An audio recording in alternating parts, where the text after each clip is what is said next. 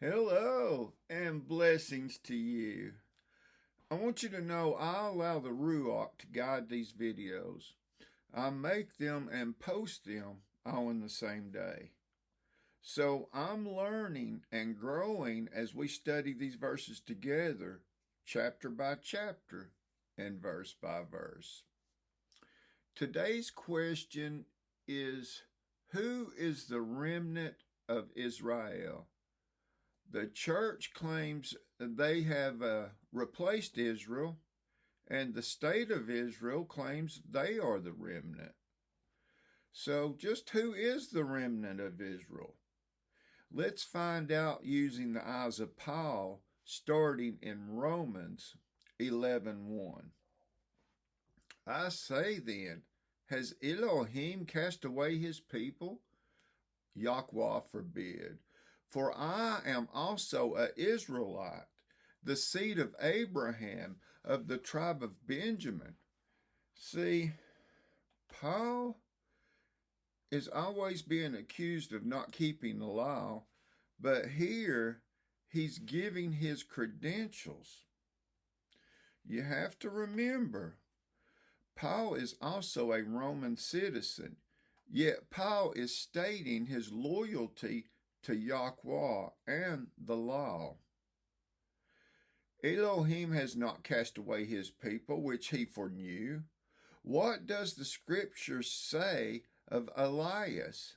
How he makes interception to Elohim against Israel, saying, Yahweh, they have killed your prophets and demolished down your altars, and I'm left alone. And they seek my life. But what was his answer given to him? For I have received to myself 7,000 men who have not bowed the knee to the image of Baal. This goes all the way back to Judges 2:13, and they forsake Yahweh and served Baal and Ashtaroth. These are the 5 churches in Revelation not found to be in favor when Yeshua returns. The many traditions of man the church practices today. Even so, then, at this present time also there is a remnant according to the election of grace. Remnant at this present time. This is a very important point in this story. Remember, he just got done giving his pedigree as a physical remnant, as part of Israel. What everyone could see and what everyone knew to be true. But this is a remnant according to the election of grace. Grace being moving kindness, it's goodwill, it's favor. Moreover, if not by loving kindness and no longer of works, otherwise this favor is not loving grace. But if it's all about works, then it's no more about grace. Otherwise, work is no more work. Are you keeping context with Paul? I know sometimes he's a little hard to understand, but this remnant is one of loving grace, not pedigree, and not about works. See, working to save yourself has nothing to do with love. At that point, it just becomes survival. But if you have no works, you have no love, because Torah is the fruit of our salvation, not the olive root of our salvation. Loving kindness is a gift. You can't buy it. You can't work it off. It is a possession you can't hold in your hands, only in your heart. If it is written on your heart, you will do it. That's the fruit of our love, not the source of our salvation. What then? Israel has not obtained that which it seeks, but the elect has obtained it, and the rest were blinded? according as it is written, Elohim has given them the spirit of slumber, eyes that they should not see, and ears that they should not hear unto this day. And David says, let their table be made a snare and a trap and a stumbling block unto them. Let their eyes be darkened, that they may not see, and bow down their back away. What Paul keeps repeating over and over again, the remnant is Yahweh's elect, those of his choosing. Pedigree no longer matters. You will know by their fruits, because they are keeping the commandments just like you, the Hebrews. Like David said, your table is your stumbling block. You were chosen first as a people to sit at the master's table, but like Israel, they have strayed and bowed themselves to Baal. They hang themselves with the letter of the law, as does Islam. They live the letter of the law. Many Torah teachers describe the millennial in the same way. But what these teachers are missing is what Islam is missing. And it's what Paul is warning about. By living by the letter of the law, people become blind to the loving kindness of the sacrifice who laid down his life of his own free will so that the Father's will would be done. And because they don't understand Torah spiritually, they will die by it physically. Sure, many will say to me in that day, Master, Master, have we not prophesied in thy name? And in your name have we not cast out devils? And in your name have we not done many wonderful YouTube shows? And then I will profess unto them, I never knew you. Depart from me, you that claim to love me, but you are without the works of the law. In other words, it was never written on their heart. Same as the Jews will die because of the letter of the law, many others will die because they are without the spirit of the law. As Paul is pointing out, it is only his elect that have eyes to see. No longer is there a veil between the Holy of Holies and the people. Now we know only those elected are the remnant, and also called Israel. And it doesn't matter if you're also a Roman citizen. So just how does one become part of the covenant and the elect? I say then, have they, the Hebrews, stumbled that they should fall? Elohim forbid, but rather through their fall, salvation is come unto the Gentiles to provoke them to jealousy. Paul is telling the Gentiles the tribes of Israel stumbled and have fallen. But should they remain down and the Gentile or the church replace them in the covenant? No, but through the works of Yeshua, they are called to him. By seeing what he has done for the Gentiles through Paul. Now, if the fall of them be the riches of the world, and the diminishing of them the riches of the Gentiles, how much more their fulfillment? See, it doesn't matter if you are a Jew or Gentile that has given yourself into the ways of the world. How can they fulfill the Spirit? For I speak to you Gentiles, inasmuch as I am an apostle of the Gentiles, and I magnify my office. I increase what y'all has given. We're making a family. We're making a covenant. We are grafting you in. If by any means I might provoke to anger them which are of my flesh, and might save some of them. For it is the casting away of them be the reconciling of the world. What shall be the receiving of them be but life from the dead? Is the spirit of Paul striking a chord in your heart as well? Are you jealous that your service to the Most High isn't complete and feels empty without Yeshua? That's what brings the file back to life. That's the renewed covenant. For if the first fruits be holy, the lump is also holy. And if the root be holy, so are the branches. We all know Yeshua is the first fruits to his Father.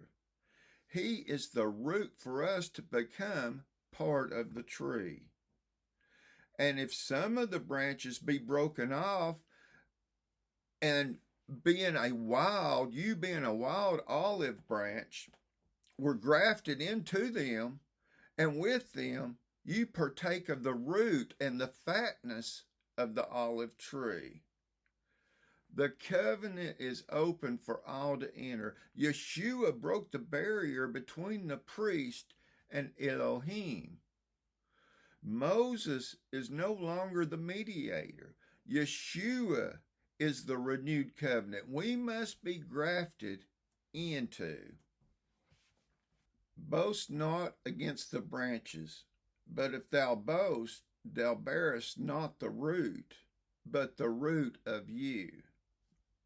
Now here is the problem with the modern Gentile churches. They boast they are now the chosen people. And the covenant now belongs to them, and the Hebrews must cross over and join them in the church in rebuking the commandments given before the covenant was renewed. So as Paul puts it, they are of their own root. You will say then, my branches were broken off that I might be grafted in. There is proof they are of their own root, believing others were rejected just so they could have a place at the table. Well, because of unbelief they were broken off, and thou standeth by faith. Be not high-minded, but fear. For if Elohim spared not the natural branches, take heed lest he also not spare you. Not all the natural branches were broken off, but the ones who remain with the riches, being the ways of the world and the traditions of men, they are broken off, as the washing of pots and pans, and believing you are the chosen people and everyone else is nothing but cattle.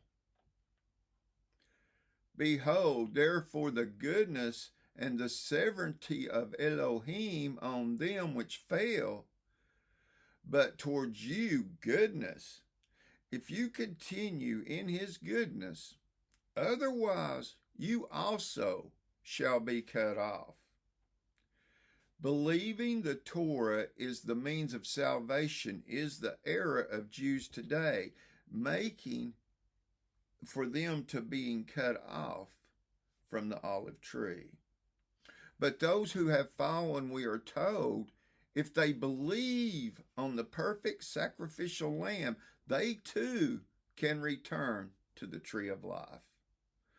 And they also, if they abide not in unbelief, they shall be grafted in. For Elohim is able to graft them in again.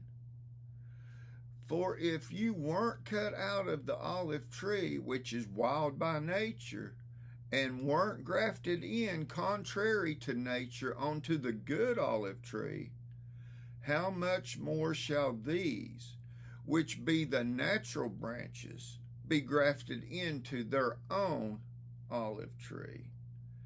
See, if the Gentiles are able to join themselves to the renewed covenant, it is that much easier for the Hebrews to join them. See, the Hebrews know the Torah and live it, so it's much easier for them to live the commandments than to say someone who has never kept them. For the Hebrews, they must accept Yeshua as the mediator. Not that Moses is no longer valid. It's still just as valid today as when Moses was teaching. But now it's Yeshua teaching the spiritual meaning of Torah. No longer is it cardinal. Now it's written on our hearts. So, what is the mystery of Israel's salvation? For I would not, brethren, that you should be ignorant of this mystery, lest you should declare yourself wise, that blindness in part is happened to Israel until the fullness of the Gentiles come in. See, many of the Hebrews' minds are seared until the time their eyes are to be opened. In other words, we need the man-made state of Israel in order for the prophecies to come true. And so all Israel shall be saved, as it is written, there shall come out of Sion the deliverer, and shall turn away ungodliness from Jacob. What do you think it'll be like when Yeshua returns and Satan is thrown down in the pit and everyone sees he was just a man? He was not a God. For this is my covenant unto them, when I shall take away their sins. As concerning the gospel, they are enemies for your sake, but as touching the election, they are beloved for the Father's sake. All things work for the glory of Yahweh. For the gifts and the calling of Elohim are without repentance. The word repentance is better translated here as regret. For the gifts and the calling of Elohim are without regret. For as you in times past have not believed Elohim, yet have now obtained mercy through their unbelief.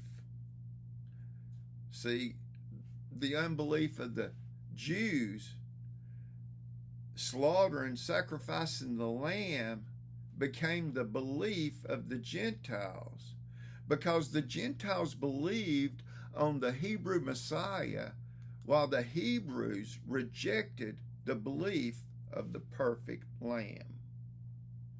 Even so have these also now not believed, that through your mercy they also may attain mercy.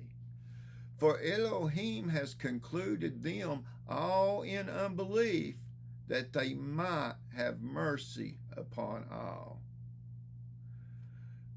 Oh, the depth of the riches, both of the wise, the wisdom, and the knowledge of Elohim. How unsearchable are his judgments, and his ways past finding out. What Paul is telling everyone, Hebrews and Gentiles, this was all Elohim's plan, which is already told to us. For he said to Moses, I will have mercy on whom I have mercy, and I will have compassion on whom I will have compassion. For who hath known the mind of the master? Or who have seen his counsel? Or who has first given to him, and it shall be recomprised unto him again? Yeshua is the first fruits. Everything was made by him, Yahweh, for him, Yeshua. For of him, and through him, and to him are all things, to whom be glory forever. And this circles us all the way back to when Paul very first started speaking, how he makes intercession to Elohim against Israel, saying, Yahweh, they have killed your prophets and demolished down your altars, and I am left alone, and they seek my life. Does this not sound like the end times we're enduring right now? Friends and family distance themselves from us, not because we follow a Messiah, but because we don't follow the Messiah of the church, or else our beliefs would be accepted as the world accepts the church. Look, my friends, you have a perfect sacrificial lamb. There is no reason to ever return to blood sacrifice. That's over with. That has been fulfilled. And if you believe animal sacrifice is returning, you are in the same boat as those cut off. They're the same ones that's going to build the third temple, following the ways and the riches of the world. These people, although they might claim Yeshua as the Messiah, they have no faith in trusting him to fulfill the commandments of blood sacrifice. They claim him with their mouths, but deny him by looking to find another way to please our Father. And the devil mocks the Old Testament by having the flesh man return to a doctrine of animal's blood. And Hasatan knows by having people returning to cardinal Torah, they will be cut off from the renewed covenant. Same as the adversary knows, having people reject the meaning of the covenant of Torah and its righteous ways, they too will be cut off. Not because they have too much faith in a Messiah, but they follow a lawless Messiah. All these groups can claim Yeshua with their mouths, but their hearts are far from him. Their hearts are directed toward the riches and the traditions of men. This is a warning. Many messengers are here in these last days warning against depending on the law for salvation, while also warning others who are rejecting the obedience that comes with following a Hebrew Messiah. See, friends, it is the wild olive branch that is grafted into the root of the domesticated tree. And I could connect all this way back, all the way back to the garden if we wanted to spend more time on this. But the time is short, yours and mine. Here today, you have been given the true context. So who is the remnant? That's anyone with total faith in Yeshua's sacrifice and submission to obeying his Elohim, which is also our Elohim. That's how a Gentile crosses over and becomes Hebrew. Here is the patience of the most holy ones. They are the ones that kept the commandments of Elohim and the faith of Yeshua HaMashiach. Shalom.